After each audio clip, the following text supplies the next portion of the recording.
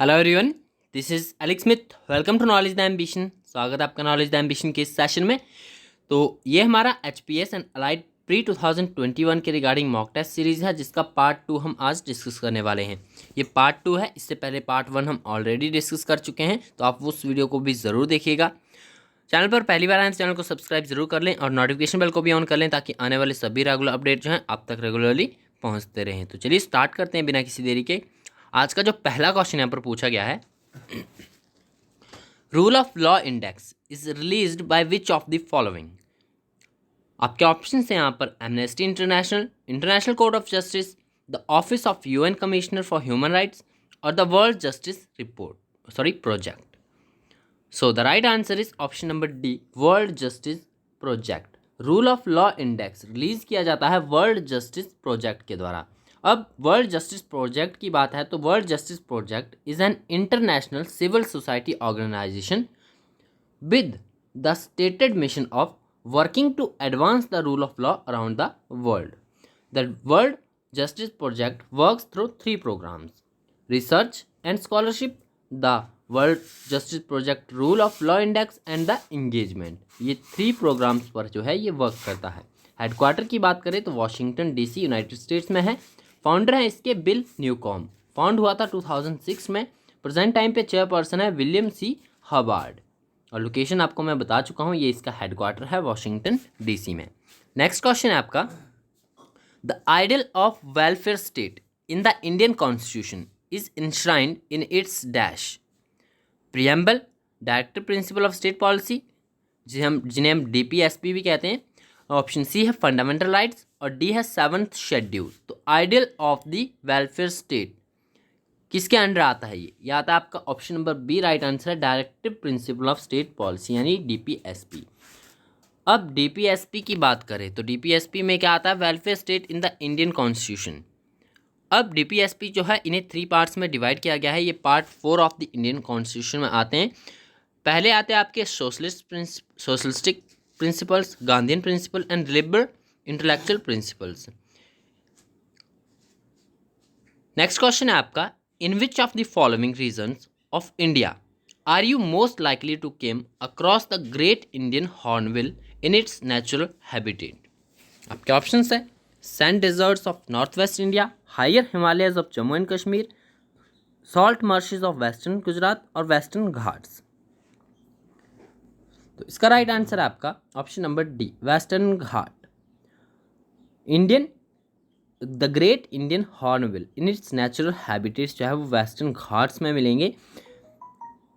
Next question है आपका, with reference to the economic history of medieval India the term araghatta refers to what. आपके options यहाँ पर bonded लेवल, land grants made to military officers, water wheel used in the irrigation of land, of wasteland converted to cultivated land.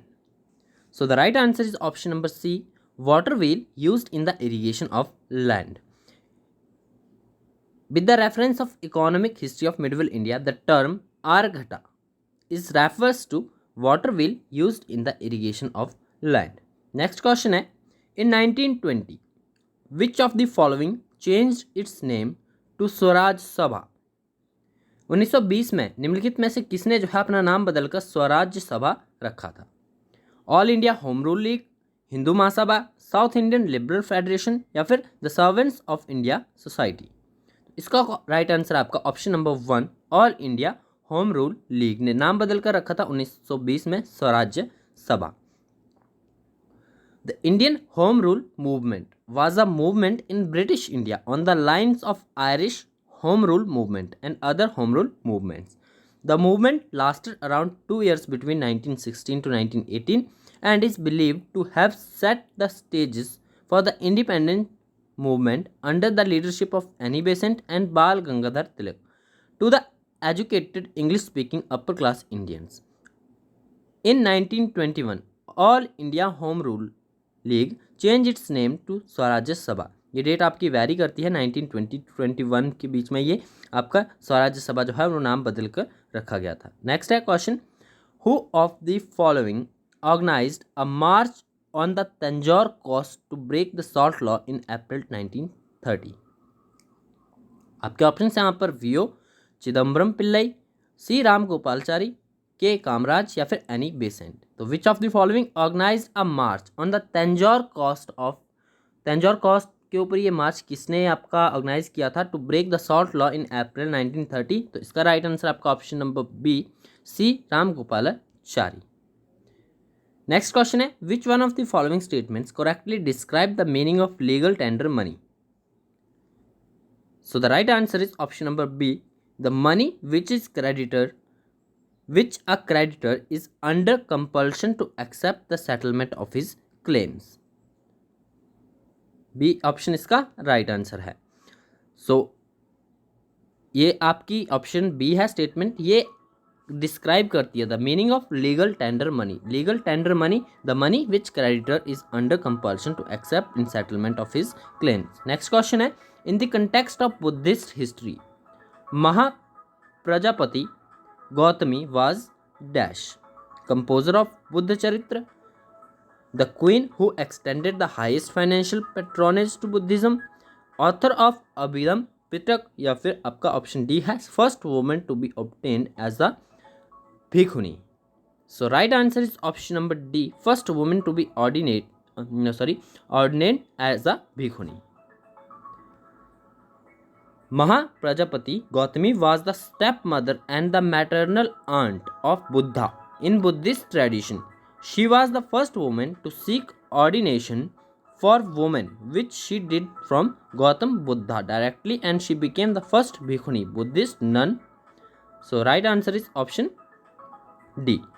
Next question है आपका as per the Köppen classification, which of the following regions of India has a steppe climate?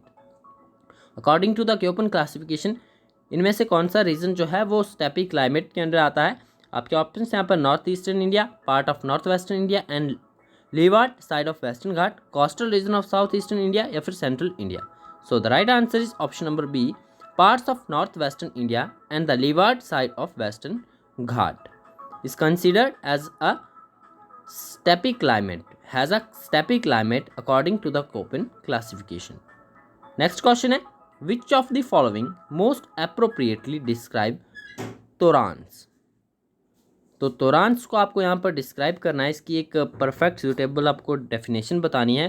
Collection of chinars and pietra duras seen in decorative works इन इस्लामी architecture. Option B है calligraphy inscribed in interior walls of the royal durbars. Option C है gateways of Buddhist stupas. Option D है आपका styles of dome based architecture introduce by the Turks. So the right answer is option number C gateways of the Buddhist stupas. तो तोरांस ये term जो use की जाती थी ये आपकी गेटवेज ऑफ बुद्धिस्ट स्तूपास के लिए की जाती थी। Toranas is a sacred and the